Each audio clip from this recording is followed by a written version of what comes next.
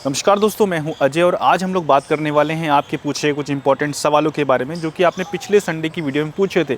और काफ़ी ज़्यादा इंपॉर्टेंट और इंटरेस्टिंग सवाल है जब हम लोग निकाल रहे थे, तो मतलब बहुत ज़्यादा इन्फॉर्मेटिव सवाल आप लोगों ने पूछे हैं इस हफ्ते। तो हम सभी सवालों का जवाब देंगे।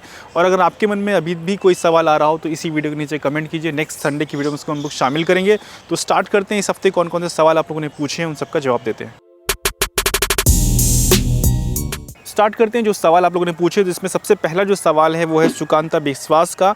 इनका कहना है कि क्या कोई कॉइन बीच रास्ते में बंद हो सकता है, और अगर बंद हो गया तो क्या होगा उसके होल्डर का। तो क्रिप्टो में नहीं, स्टॉक में भी देखें, और बहुत सारी ऐसी कंपनियां समय समय पर हम लोगों से मिलती रहती हैं जो कि स्कैम करने के लिए आती हैं, फ्रॉड करने के लिए आती हैं। तो ये चीज़ स्टार्टिंग में पता करना आसान नहीं होता है, और इसीलिए मोस्टली अपना जो अमाउंट लगाना चाहिए क्रिप्टो में या स्टॉक में, वो फंडामेंटल कंपनीज़ में लगाना चाहिए। जो नई नई कंपनीज़ आती हैं उनमें बहुत कम, और हो सके तो इग्नोर करना ही सबसे बेस्ट रास्ता होता है। और बाकी फंडामेंटल में लगाएंगे तो ये चांसेस नहीं है, ज़ीरो होने के चांसेस नहीं है। लेकिन हाँ, बहुत सारे जो नए नए प्रोजेक्ट आते हैं उसमें ये चांसेस होता है। नेक्स्ट सवाल क्या है, फैक्ट लवर वर्ल्ड ने। इनका कहना है कि सर बाइनेंस कितना सेफ़ है इंडिया में, टैक्स पर बाइनेंस क्या फ़र्क पड़ सकता है, प्लीज़ रिप्लाई। तो बाइनेंस जिस तरीके से नॉर्मल सभी एक्सचेंज है, चाहे वो आपके डिसेंट्रलाइज एक्सचेंज हो और जितने भी एक्सचेंज हैं, वो सब इक्वली आज की तारीख में, क्योंकि हमने एक वीडियो बनाई थी जो ऊपर आई बटन में आ रही है, उसमें हमने ये बताया था कि किस हिसाब से आपको टैक्स से ट्रीट करना है। मतलब डरना नहीं है, उससे फाइट करना है और प्रॉफिट कमाना है। और भी आने वाले समय में वीडियोस आने वाली हैं जो कि इसी समस्या को सुलझाएंगी। जो लोग चिंता में है कि अब हमारे जो टैक्स आने वाले उसके बाद क्या रेगुलेशन आएगा। नेक्स्ट जो क्वेश्चन है वो सीमा देवी का कहना है, भाई गवर्नमेंट का क्या क्रिप्टो को बैन कर सकती है। बैन करने का अगर होता तो बैन अब तक कर चुकी होती। गवर्नमेंट को इससे टैक्स वसूलना है, जिसके लिए उन्होंने टैक्स ऑलरेडी लगा दिया है। और क्योंकि पूरा वर्ल्ड, जो कि रशिया है, यूक्रेन है और बहुत सारे कंट्रीज़ देख रहे हैं आज की तारीख में कि क्रिप्टो से कितना ज़्यादा अपने आप को इम्प्रूव कर रहे हैं, मतलब लड़ाई के लिए हथियार खरीद रहे हैं, बहुत सारे चीज़ें कर रहे हैं। तो ये चीज़ इंडिया भी गौर कर रहा है। तो इंडिया अब इसको इस तरीके से छोड़ने वाला तो नहीं है, और बैन का सीन अभी चांसेस ऐसा नहीं लग रहा है, बैन का कोई ऐसा चांसेस नहीं लग रहा है। नेक्स्ट सवाल क्या है, अब्दुल बसीत, इनका कहना है कि सर इंटरनेशनल एक्सचेंज से किसी भी इंडियन एक्सचेंज में क्रिप्टो ट्रांसफ़र करना हो तो उसके लिए कौन सा इंडियन एक्सचेंज सबसे ज़्यादा अच्छा सपोर्ट करता है। तो आज की तारीख में अभी हम नहीं कह सकते, क्योंकि जो इंडिया में जो टैक्स अप्लाई हो रहा है उसके लिए जब हम लोग आवाज़ उठा रहे हैं रिड्यूस क्रिप्टो टैक्स की, और उसमें कोई भी इंडियन एक्सचेंज सपोर्ट नहीं कर रहा है। कई बार उनसे बोलने के बाद भी कोई ऐसा रिप्लाई नहीं मिल रहा है।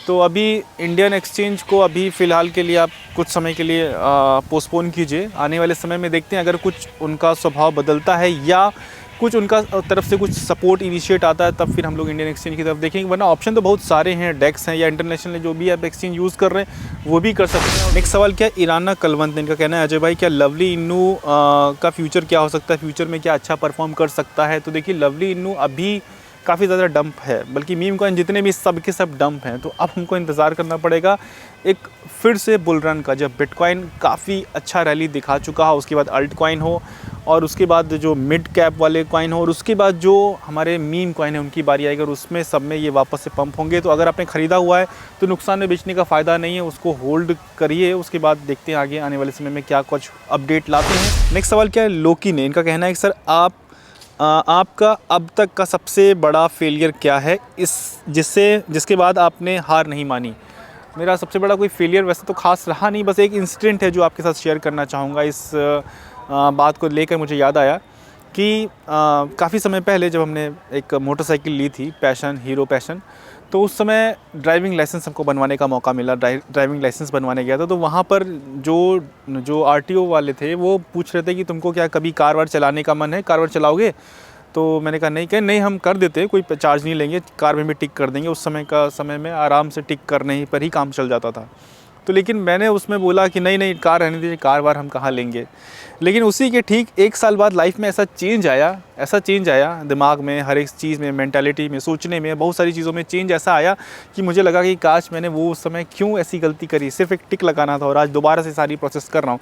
तो मेरा कहने का मतलब यहाँ पर जो एक फेलियर तो नहीं, एक हाँ बस रिग्रेट मेरे दिमाग में आया कि हाँ ये चीज़ में मुझे वहाँ पर सोचना चाहिए था कार के लिए, क्योंकि लाइफ में कभी भी बहुत बड़े बड़े चेंजेस हो सकते हैं जो हम लोगों को नहीं एक्सपेक्ट होते हैं, वो सारे चेंजेस भी ऊपर वाला दिखा देता है। और उसके बाद आज की तारीख में जो भी चीज़ हम इम्प्रूव अपने लिए लाइफ में ऐड करते हैं, उसमें सबसे टॉप नॉच चीज़ खरीदते हैं, सबसे जैसे लैपटॉप या जैसे मोबाइल या जो भी चीज़ है वो उस समय की सबसे लेटेस्ट, सबसे ज़्यादा एडवांस, मतलब उसके बाद फिर कोई चीज़ ना अवेलेबल हो, तो ये उसके बाद हमने अपनी लाइफ में चेंज किया। नेक्स्ट सवाल क्या, शाहिद तोमर, इनका कहना है कि 2015 से 18 के बीच में जो टॉप के कॉइन्स थे वो आज की तारीख में सारे गायब हैं। तो आज जो टॉप के कॉइन्स है, टॉप 50 टॉप 20 के जो भी कॉइन है, कल आने वाले 2-4 साल में क्या वो गायब हो सकते हैं? तो देखिए 2-4-5 साल पहले की अगर हम बात करें तो उस समय मतलब जो भी प्रोजेक्ट आते थे वो हाइप की वजह से ऊपर उठे और फिर एक बार एकदम से गायब हो गए। लेकिन आज जो प्रोजेक्ट अभी टॉप 50 टॉप 100 में हैं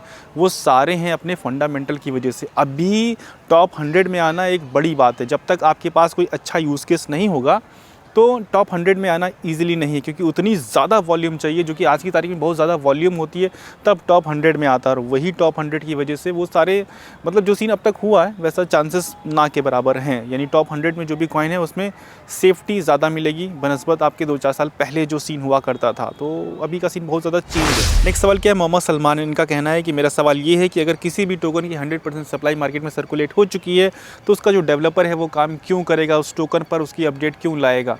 तो देखिए कोई भी डेवलपर होता है वो अपनी तिजोरी में मैक्सिमम सप्लाई रखता है। मतलब अगर वो सोचिए 10% भी रखेगा ना तो उसके लिए 10% बहुत ज़्यादा हो गई। और क्योंकि जिस समय उन्होंने बनाया है उस समय 10% की सप्लाई की कीमत कुछ नहीं होती है, तो वो लोग ऑलवेज़ अपने पास रखते हैं, हिडन तरीके से कई तरीके से रखते हैं और उस पर लाइफ टाइम काम अपडेट करते रहते हैं। और क्योंकि जो टोकन है, कॉइन है, उसका यूज़ केस बनता है तो ऑटोमेटिक पूरी टीम उस पर काम करती है। तो अगर हम कोई अच्छे टोकन में है, अच्छे फंडामेंटल टोकन में है, टॉप 500 के अंदर में है, तो उसकी टीम उस पर काम करती रहेगी और हमको मल्टीपल रिटर्न मिलता रहेगा। नेक्स्ट सवाल क्या है, टिंग टोंग कुमार, इनका कहना है खरीदा तो डंप हो गया और बेचा तो पंप हो गया, तो कब बेचें और कब बेचना है वो पता कैसे करें? तो दोस्त इसके लिए थोड़ी सी प्रैक्टिस करनी पड़ेगी और ज़्यादा कठिन नहीं है। जब मार्केट बुल रन की तरफ हो तब आप धीरे धीरे एग्जिट ले सकते हैं, यानी कि जब लोग पूरी तरीके से ग्रीडी हो तब आप वहाँ से धीरे धीरे अपना बोरिया बिस्तर समेटने लगिए। और अच्छी बात है, धीरे धीरे सीखिए, समय लगेगा, उसमें आप अच्छे से परफेक्ट हो जाएंगे, सीख जाएंगे, कोई ऐसी टेंशन वाली चीज़ है नहीं। नेक्स्ट सवाल है आयुष का कहना है भाई ये बाइनेंस पे जो 500 USDT ट्रायल होता है थोड़ा डिटेल में बताइए। तो उसमें यही है सिंपल, कुछ ज़्यादा डिटेल की ज़रूरत नहीं है।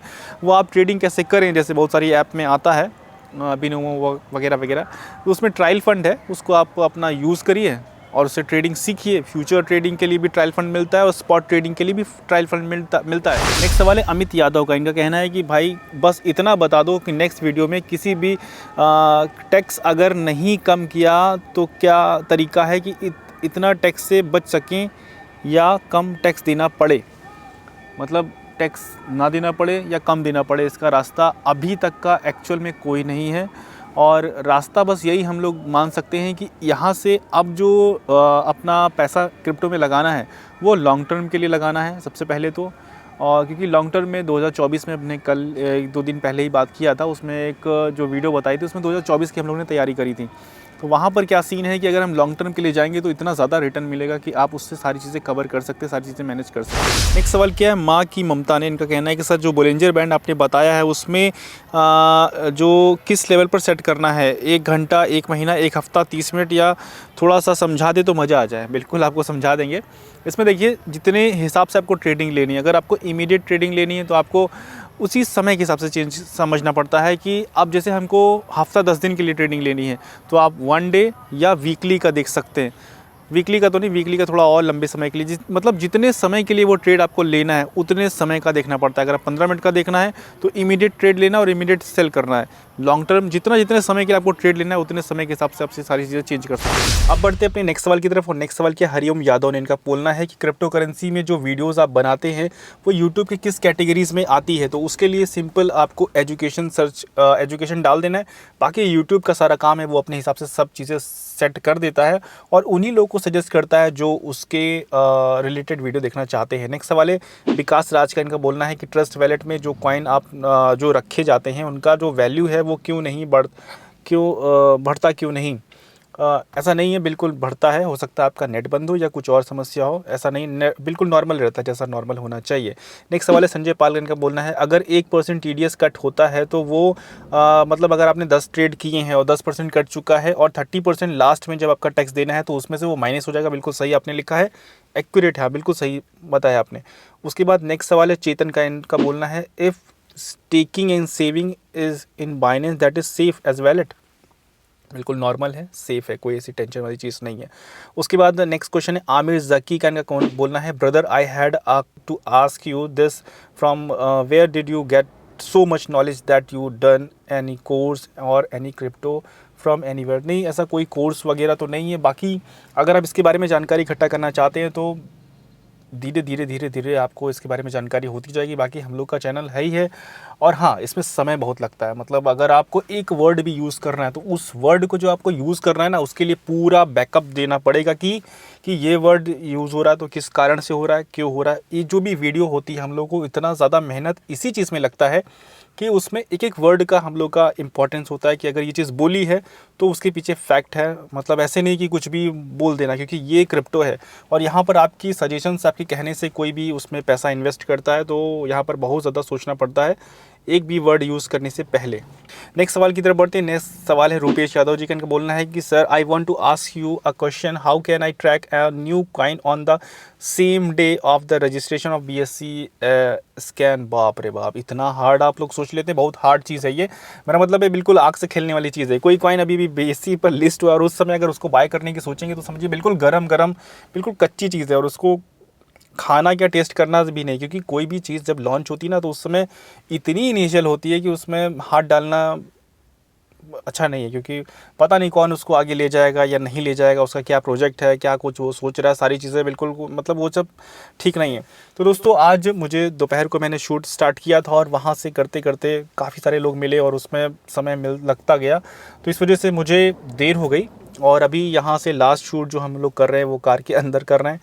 कुछ अपनी लोकेशन पे किया था जो हमारी फेवरेट लोकेशन है खुले में, और फिर अभी यहाँ पर करना पड़ रहा है क्योंकि काफ़ी ज़्यादा देर हो चुकी है। तो अभी आप सबके सवाल है वो बहुत ज़्यादा इंपॉर्टेंट थे, तो मुझे लगा उसके बारे में कंटिन्यू रखना चाहिए और अभी इसको कर देते हैं ताकि समय पर आपको ये वीडियो पहुंच जाए।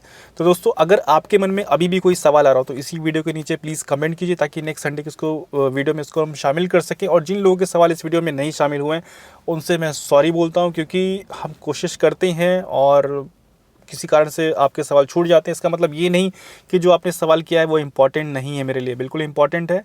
और अगर आपने किया है, नहीं हुआ है, तो फिर से भी आप कर सकते हैं, दोबारा से हम लोग उसको ऐड करने की कोशिश करेंगे। तब तक के लिए धन्यवाद वीडियो देखने के लिए। वीडियो पसंद आई तो वीडियो को लाइक कीजिए, चैनल को सब्सक्राइब कीजिए, स्कैमर से बच के रहिए। Thank you so much video देखने के लिए।